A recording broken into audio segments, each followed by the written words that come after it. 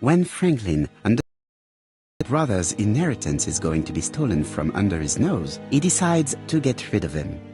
In order not to be considered as a suspect, he has the idea of including the murder as part of a series that the police will put down to a madman.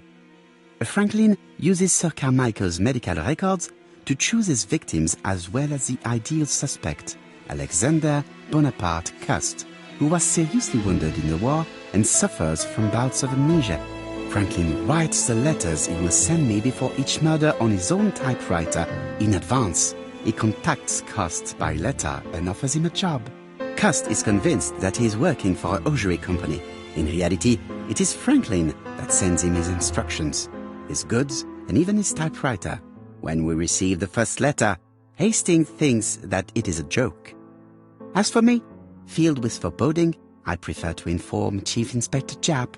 Following his written instructions, Cust goes to Andover. He visits Mrs. Asher's tobacco shop and sells her a pair of stockings. After Cust's visit, Franklin, in turn, enters the tobacco shop. Mrs. Asher is not suspicious of the murderer, whom she takes to be an ordinary customer. The old lady turns around to take a packet of cigarettes. She is beaten to death. We investigate the first murder with Hastings. No suspect has a motive. A few weeks later, we receive a second letter signed ABC. Chief Inspector Japp is informed. The victim's name should start with the letter B. Alexander Bonaparte Cust goes to Bexhill. He sells Mrs. Barnard a pair of stockings. Betty Barnard leaves her work. She's dressed to go out. The young woman is strangled on the beach.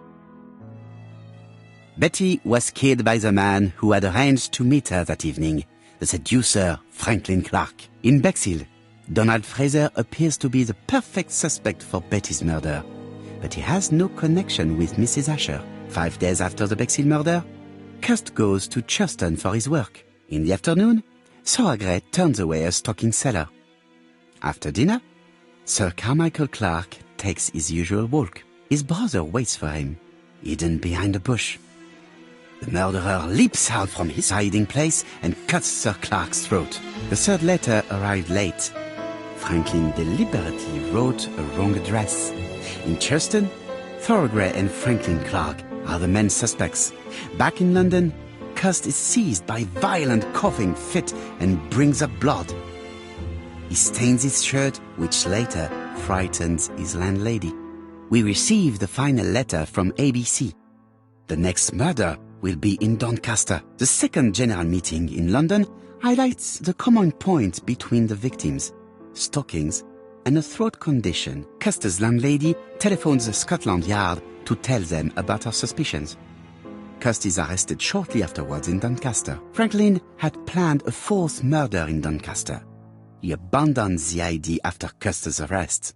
Cust confesses to the crimes he did not commit. He's an easy culprit.